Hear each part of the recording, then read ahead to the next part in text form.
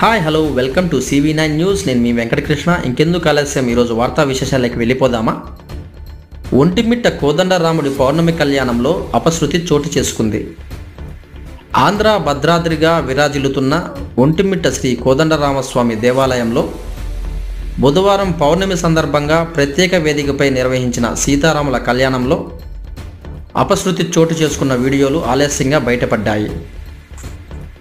ప్రత్యేక వేదికపై కళ్యాణం జరుగుతుండగా ఆలయ అర్చకులు వీణా రాఘవాచార్యులు హోమగుండం నిర్వహించే క్రమంలో కళ్యాణ వేదికకు మంటలు అంటుకున్నాయి.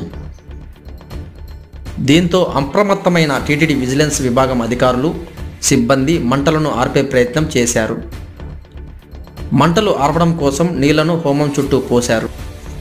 అయినా మంటలు ఆగకపోవడంతో హోమగుండాన్ని తీసి కళ్యాణ వేదికకు దూరంగా పెట్టారు. హోమగుండం పక్కకు తీయగానే వేదికపై వేసిన మ్యాటు, వేదిక చెక్కలు కాలిపోయిన దృశ్యాలు అందరినీ ఆశ్చర్యపరిచాయి.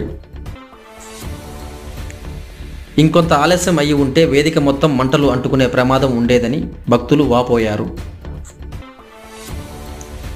దెబ్బతిన్న హోమగుండంలో కట్టెలు, కర్పూరం, నెయ్యి వేయడంతో ద్రవ పదార్థం మొత్తం కిందకు జారి వేదికకు అంటుకోవడం వల్ల మంటలు చెలరేగడానికి కారణమైందని కళ్యాణానికి విచ్చేసిన భక్తులు చెబుతున్నారు.